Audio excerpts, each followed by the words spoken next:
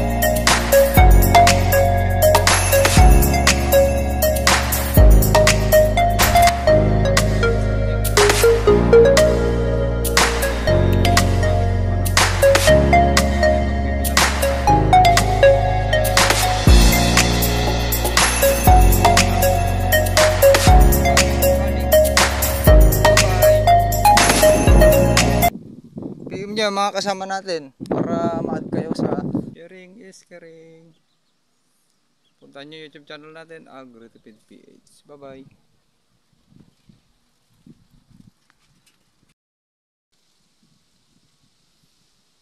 Ito yung palay natin dati dito sa punlaan mga ka-agri.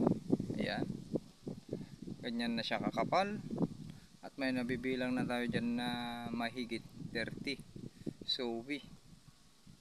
Yan. Okay. Kahit pangit ang panahon ay okay naman itong sowi ng ating palay. Yan yung cross nya. Puntahan natin sa frontal view. Ganyan siya oh. Ang daming lumalabas na sowi. Pansinin nyo yung mga bago dyan. Ayan, yellow green. Puro bago yan na naglalabas ang sowi, kalakas. Lalo sana kung maganda yung solar radiation. Okay, ito naman yung tinanin natin dito sa nakahiwalay. Yan, nandyan yung nakagilid. Yan, for experimentation. Ayun oh. Yan, dyan tayo nagbibilang, yun nandun. May tulos dun. Bilangin natin mamaya bago tayo uuwi. Okay, yan na. Ganyan na kakapal yung palay natin sa magto 21 days ngayon. Sa sowi ay marami talaga. Yung sowi na dyan mga ka-agri. Yan. Gitna. Dito banda. Para ma-view natin. Papunta rin tayo sa SL. Para makita nyo yung standing. Crop standing. Ayan. Yan na. Okay. Lapit na tayo mag top dress ulit sa 30 plus days na. Magkakarga ulit tayo ng muriato potas. Okay, para hindi hahaba, titigas palagi, matigas palagi, hindi tayo puntahan ng peste kahit hindi tayo gagamit ng mga side by side. Okay, insecticide, pesticide, herbicide, fungicide, bactericide. Okay, sharing is caring. Ayan, wala na kayo makitang espasyo. Okay, ayan para sa SL28. Ayan ang diferensya nila. Pansinin nyo sa sowi. Ayan, pa isa-isa may naglalabas dyan. Yung yellow green pa rin. Ayan, mapansin nyo. Mayroong lumalabas naman na isa o dalawa. Yun, basta yellow green lahat yan. Bagong sowi yan. Ayun. Kita nyo? Okay naman yung standing ng SL28 natin. Medyo alanganin dito sa harap. Kasi may yan o malakon dyan. Lubog palagi dyan dahil dito sa kanal. Pero hahabol yan sa mga 30 days na yan. Hahabol yan mga ka-agri. Kaganda nitong kwan natin oh. Isang pinita dito sa harap. Yung dating pinagpunlaan natin. Ganun ka-agri yung kwan. I-kondisyon nyo ang pagpaparming, pagpapalay sa malakas na ani at sa inputs na mababang inputs ay talagang ito yung sekreto niya mga ka-agri. Kailangan makondisyon yung lupa. Tignan nyo lahat ng punlaan natin. Remember ito yung tips ko sa inyo. Lahat ng naging punlaan natin ay napakaganda ng palay. Dahil nga yung soil ay in-improve natin. Naglagay tayo ng manure. Okay, kung ano-anong pinaglalagay nyo, manure. The best yan mga ka-agri. Dahil pampalambot nyo, lagyan nyo na ang kung kaya nyo lagyan. Basta na-decompose yan, lagyan nyo ng 10 kung maaari. Okay, nung una tayo naglagay dito 8, ngayon na ay dalawa na lang, ganun. At matagal na panahon na yan, 2015 nung unang naglagay tayo, matigas yung lupa natin noon doon. Ayaw nilang sanlahan na itong sakahan dahil nga talagang ganyan lang yung kayang ibaon, kalawang at mahirap ibaon. Humiram pa nga ako ng sapingan, sabi namin sa Ilocano yon, yung isang pang bungkal lang na kuan, parang yung pang-agis sa Ilocano, yung gamit ng kalabaw. Yun yung ginamit ko dito para maibaon lang ng konti, pero mahirap talaga. Kaya ang ginawa ko, mayroon tayong pigiri dyan, baboyang walang amoy, PIGS. Ayun, Profitable Innovative Growing System, may IPA. Yun yung ikinarga natin dito sa sakan natin nung nakapag-harvest tayo. At decompose na yung naipon nating mga dumi ng baboy, yun yung ginamit natin mga ka-agri. Kaya yung unang nag-hybrid tayo, NK5017, ay umani tayo dun ng sa isang hektarya ay 211 kaban per hectares yung inani natin, ha. First time nating magsaka yun, pero ganun katindi yung kwan. Pero yun, meron akong ginamit na soil conditioner at pang foliar support sa abono, na ang nagamit ko lang ay 9 bags. Hindi ko yun makakalimutan mga ka-agri.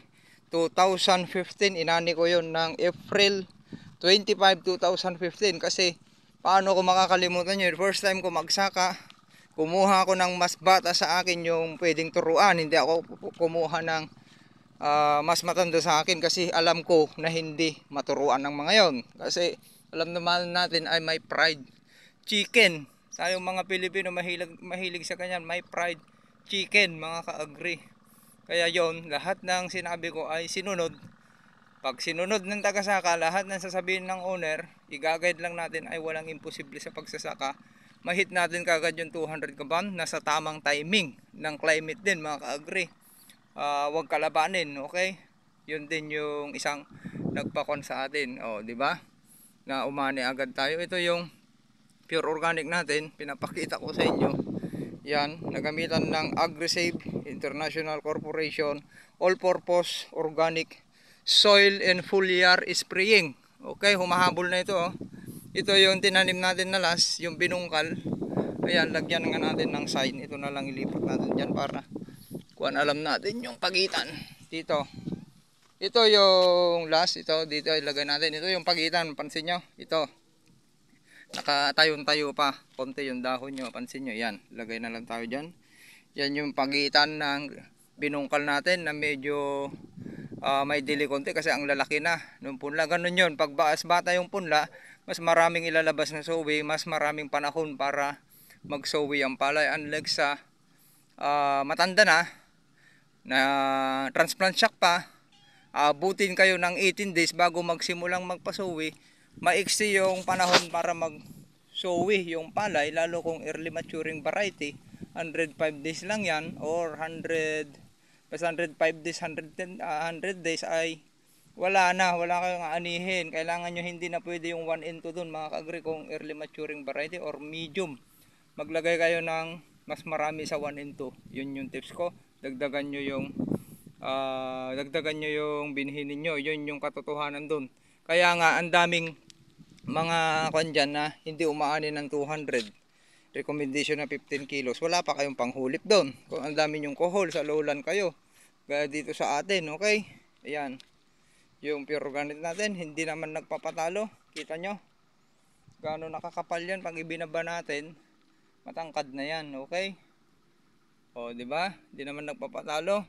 Yung pinulyar natin dito, yun din yung pinulyar natin dito. Sa kanya, sa likod niya.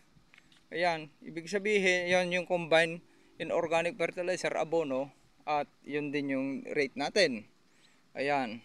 Kaya kung makita ko sumasabay ito, ang daming ilalabas din na sowi, ibig sabihin hindi na istorbo yung mga microbes, hindi na lason mula simula, hindi na lason, ay malaki yung epekto niyan. Tignan nyo, ang daming nagpapalabas sa sowi. Sumasabay dun sa combine. Ang laking tipid niyan mga ka-agri kung napatunayan natin ito. Hanggang anihan ay maganda yung resulta. Nako, ang laking tipid sa kabawasan sa ating ani.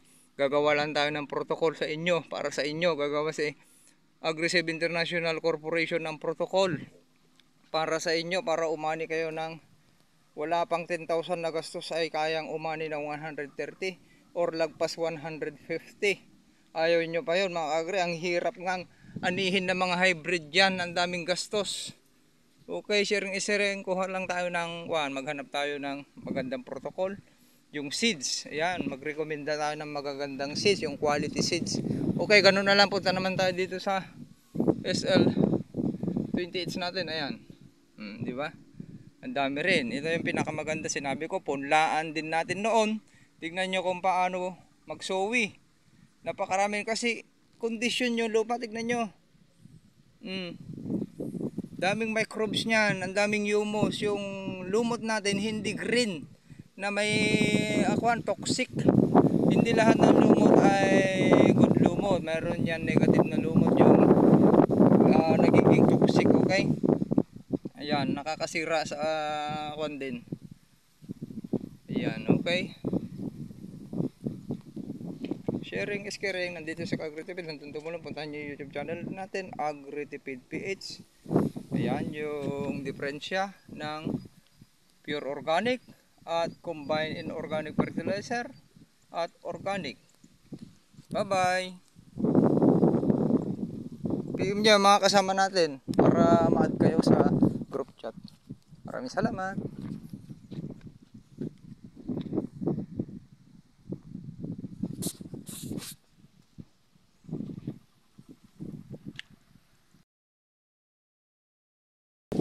Time check tayo mga kagre ay 10 o'clock. Okay, 10 o'clock na. Ayan, ganyan kalakas yung hangin. Maririnig nyo naman. Ayan. Stress ang ating mga palay na mahina ang resistant. Lalo yung mga kulang sa nutrients. At kasalukuyang nasa paglilihi. Madalas tinatamaan ng mga sakit. Pagganda ng kulay yung itong katabi natin medyo nakarecover na rin. Yung dark sa atin pa yan. Yan na. Okay, silip natin itong pure organic natin. Ayan, nagbilang din tayo sample. May sample din tayo dun, kapal na dyan. Nagbilang ako dyan, may videos na ako dyan. Tabangan nyo sa mga ilang araw. Kaganda natin na LP 2096. Ayan, makita nyo naman, malalaki na kasi yung dahon naman sa inyo. Lakas nya. Ito yung pure organic natin. May pinilan din tayo doon, yung nasa malalim. Tinignan natin kung gaano, kung kakapal ba yun. Gamit lang yung foliar spraying. Ayan, kapal na rin tapos ang lalim pa ng pagkatanim ng dito banda, tapat ng piggery, pagkatanim ng kabisilya. Kaya medyo nahihirapan maglabas ng sowi, pero pansin natin kapal din. Walang abono yan mga agri, pero tignan nyo, kapal din. Magaling talaga maglabas ng sowi itong LP 2096 mga ka-agri. Yan, highly recommended natin ito para sa season or pre-season. Pre-season, magbilang na tayo. Pansin nyo naman, pure organic ito, walang abono. Ang ginamit lang natin dito ay yung AgriSave International Corporation organic, all-purpose organic foliar in soil spray. Mapapansin nyo yung mga bago na nailabas, yan, mga malilinis, ayan yung mga bagong sowi. Unlike dito sa mga old, yan, may mga sugat, ay old dyan. Bilangin natin, ang ganda ng soil, di ba? 1, yung natin, walang abono ito. Tignan nyo yung soil, di ba?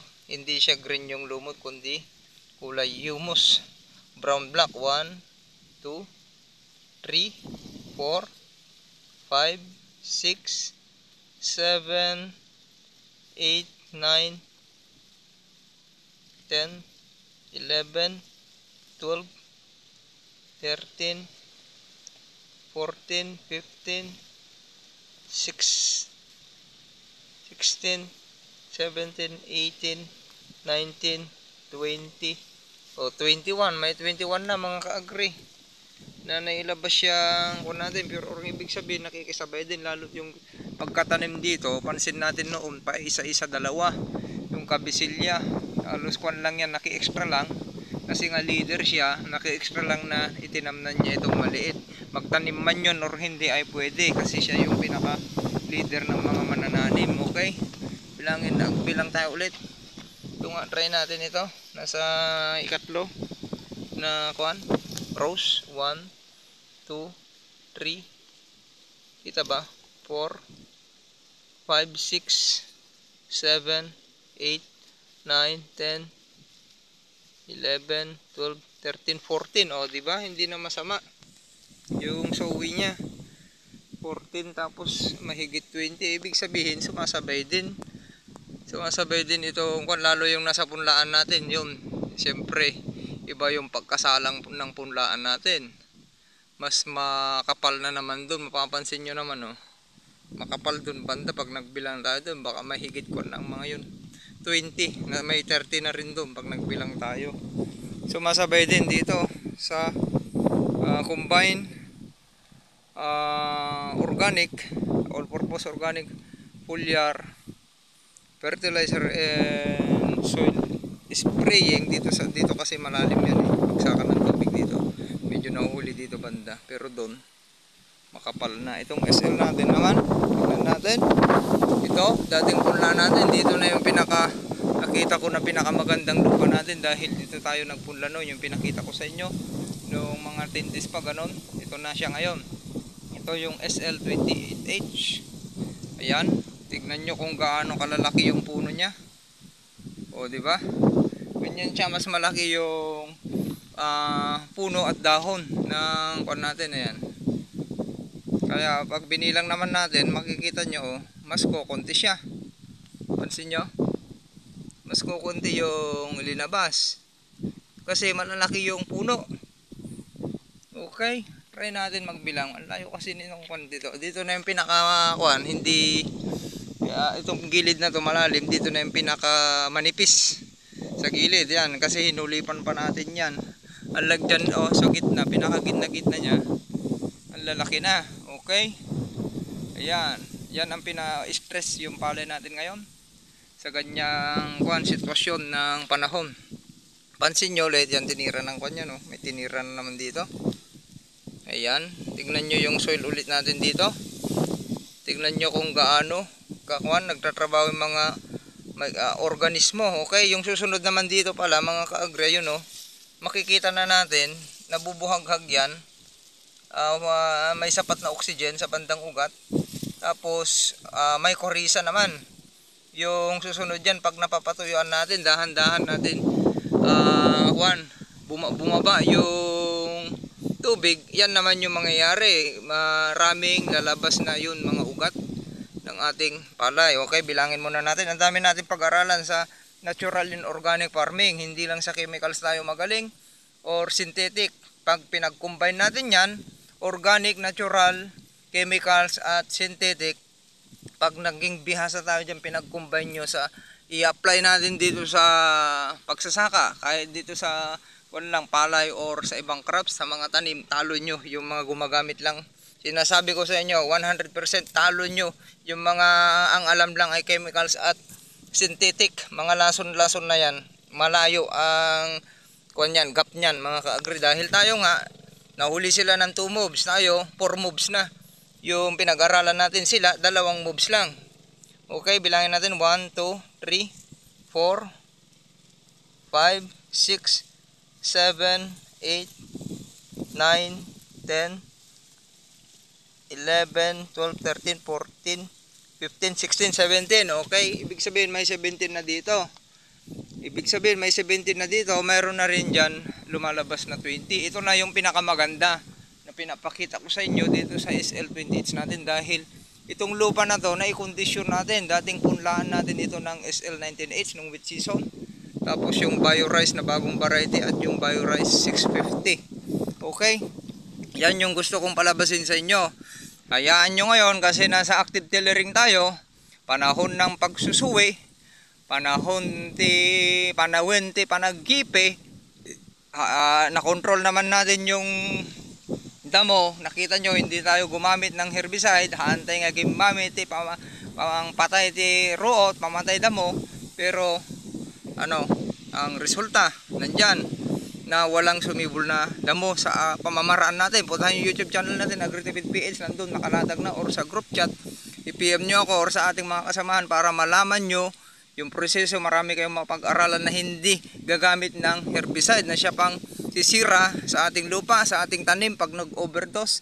At yan ay makokontrol natin, mas maganda, mas mabilis natin ibalik yung kagandahan ng lupa. Mas healthy yung palay natin. Nakita nyo, hindi nyo nakitaan ng sakit mula nung simula. Wala kayong nakikitang naninilaw dyan or natungro, parang natungro, zinc deficiency, iron deficiency, iron toxicity, yung mga ganyan. Okay?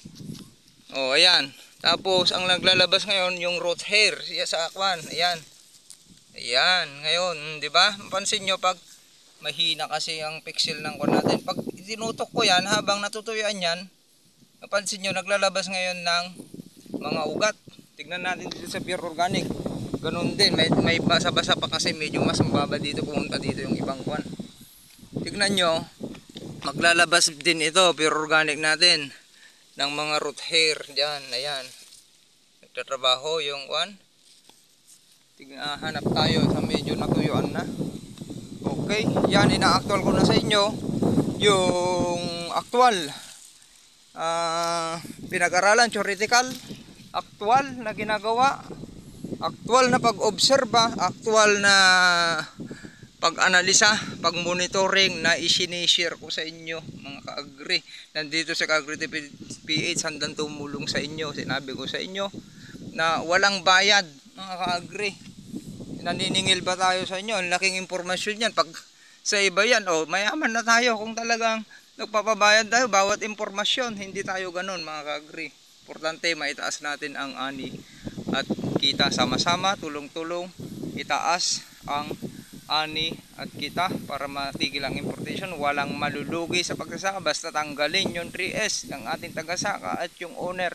Palaging pagsabihan yung tagasaka natin para maging masipag. Ano yung 3S? Kung tayo YouTube channel natin, nandun sa mga unang videos natin, yun yung sinasabi ko, sanultit, sadot at dabog ng dabog. Yung sulit, yan, yung tamad, ganun.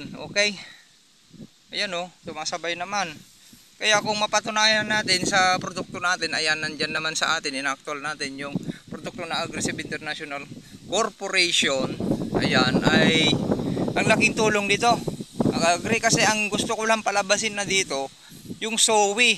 Kasi nga, slow release ang organic, at alam natin kahit saan natin babasahin ay pilaging sinasabi yan na slow release. Pero makita natin yung pagkuhan niya, dahil kumpleto, all purpose yung ginagamit natin dito, kumpleto sa nutrients, ay ganyan siya kaganda, sumasabay din siya. Ayan, hanggang maani, tignan natin kung ilan yung aanihin nito, kasi alam natin yung area nito, sukatin natin basta nandun sa kwan nito. Alam natin yung area, sukatin natin. Okay, ang laking tulong nito. Kung ang gagamitin lang natin ay wala pang 10,000 pesos, dami nating nalis, silang abono na yon. Kinarga mo lang yung ilang abono dyan, at insecticide, herbicide, fungicide, at ano pang side by side dyan, ubos yung 10,000. Samantalang ito, less trabaho, ilang beses ka lang magpulyar, kahit gawin mong every 7 days pag sa organic, or every 10 days. Okay, abangan nyo to mga kagre, ang ganda ng produkto natin. Sinasabi ko na sa inyo yan, sa arangkada, lalo yung natutuyuan. Tignan nyo, ito patutuyuan na natin ito hanggang may tubig. Susukatin natin na lang ng ganyan, hindi tayo magpapapasok ng tubig dahil wala nang damo na control natin, para lalabas talaga lahat ng sowi. Ayan yung 20 days natin. Tignan nyo, halos wala kayong makita, ang sinabi ko nga sa inyo, wala na kayong makitang espasyo sa 20 days sa taas. Okay, unlike sa iba, 30 days na hindi pa nakarangkada, hindi pa nagsowi. Sa atin 12 days naglalabasan ng sowi. Kaya sa 20 days ngayong araw hanggang hapon ay ang kapal na. Ayan, okay. Sharing is caring. Magandang araw ulit sa ating lahat. Yun naman yung utang pinitak natin. Same yan. Ayan no. Ang daming showy dito oh. Tignan nyo yung SL20H natin ha. May kahinaang mag-showy yan. Pero tignan nyo kung nakakondisyon yung lupa. Tapos ginagamitan natin ng Agrisave International Corporation na organic, all-purpose organic foliar and soil spraying. Dinidinan ko yan. Habang bata pa yung palay, pinapatamaan ko yung lupa. Kaya nga gumamit ako ng power sprayer dahil yun yung purpose niyan. Pag binat niyan, pag lumaki na yung palay, nasa baywang na hindi mo na kayang patamaan yung lupa, dadaan na lang sa estomata sa dahon at puno. Pero pag umulan, benefits pa rin. Pag organic yan, mapupunta naman sa baba. Yung malalaglag, pagkain ng mga microbes. Okay, pag-aralan nyo mga agriyang organic farming. Ang laking tulong, ang laking kabawasan ng ating ani. Sinasabi ko nyo, 2-step na mas advanced tayo, organic at natural ang ating pinag-aralan. Samantalang sa iba ay chemicals at synthetic, puro lason. Yung mayaman, yung mga chemicals company, dinalason pa natin yung ating sarili. Okay, sa atin sa environment, nakakatulong tayo sa ating pamamaraan, nalilis natin yung mga kung gumagamit man kayo ng inorganic fertilizer. Sharing is caring. Magandang araw sa ating lahat. Happy farmers! Bye bye!